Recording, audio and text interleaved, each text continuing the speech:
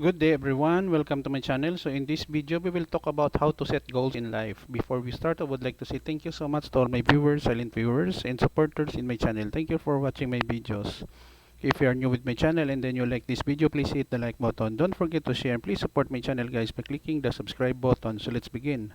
How to set goals in life. Setting goals in life is an essential step in achieving personal growth, happiness, and success. Here are a step-by-step guide to help you set meaningful and achievable goals. Number one, self-reflection. Take some time to reflect on your values, passions, and what truly matters to you. What do you want to achieve in different areas of your life, such as career, relationships, health, and personal development? Understanding your priorities will help you set more meaningful goals. Your SMART goals. Your SMART criteria to structure your goals. Specific, clearly define your goal. What exactly do you want to achieve? Avoid vague goals like be successful. Measurable. Determine how you measure your progress and know when you achieve the goal. Use metrics or quantifiable factors, indicators. Achievable.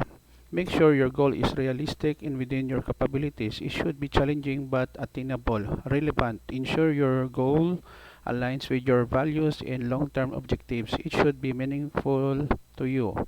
Time bound. Set a deadline for achieving your goal. This adds a sense of urgency and helps you stay focused.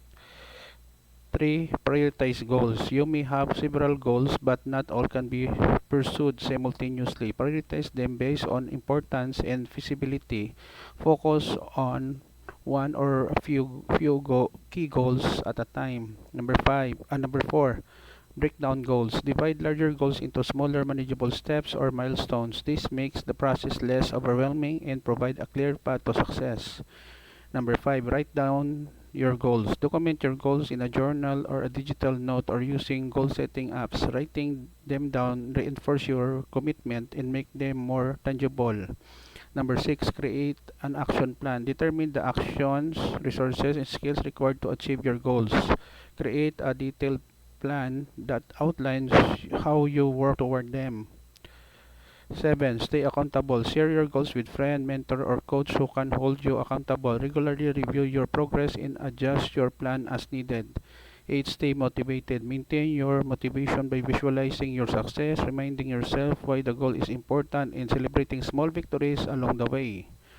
Number 9. Overcome obstacles. Anticipate potential challenges or setbacks and plan how to overcome them. Adaptability is the key to achieving your goals. Set feedback. Number 10. Don't hesitate to set feedback from others who have experience in your areas of interest. Their insights can help you refine your goals and strategies. Number 11. Continuous learning. Stay open to learning and adapting. Sometimes your goals may change as you gain new insights or experiences. Number 12. Review and adjust. Periodically review your goals to track your progress. If necessary, adjust your goals or strategies to stay on track and aligned with your evolving priorities. Remember that setting goals is an ongoing process. As you achieve one goal, replace it with a new one to continue growing and challenging yourself. Goal setting is a powerful tool for personal development and achieving your dreams.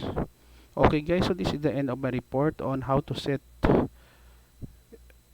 goals in life. Thank you so much for watching. Don't forget to like, share, and please support my channel guys if you're new by clicking the subscribe button. See you in the next video tutorial guys. This is your friend Jake saying bye bye for now.